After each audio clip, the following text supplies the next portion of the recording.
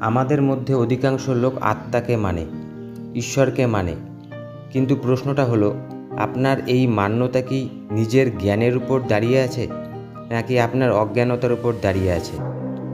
আপনি কি সত্যিই জানেন নাকি শুধু বিশ্বাস করে বসে আছেন? আপনি কি শুধু অন্যের কথায় বিশ্বাস করে একথা বলছেন, নাকি এটি আপনি নিজের অনুভূতি দিয়ে জেনেছেন? যদি সেটা অপরের বলে দেওয়া কথার বিশ্বাস মাত্র হয়, সে আপনার পিতামাতাই হোক, আর পূর্বপুরুষই হোক, আর অন্য কোনো মহাপুরুষের কথাই হোক না কেন, যদি সেটা সত্যিই অন্যের কথা হয়, তাহলে জেনে রাখবেন, কেউ কোনোদিন অন্যের চোখ দিয়ে দেখতেও পারেনি, অন্যের পা দিয়ে হাঁটতেও পারেনি। তাহলে অন্যের জ্ঞান কিভাবে আপনার জ্ঞান হতে পারে?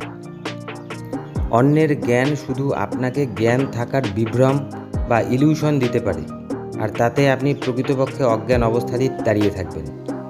যে ব্যক্তি শুধু বিশ্বাস করে নেয়, সে শেষ পর্যন্ত অজ্ঞান অবস্থাতেই জীবন সমাপ্ত করে। ধন্যবাদ।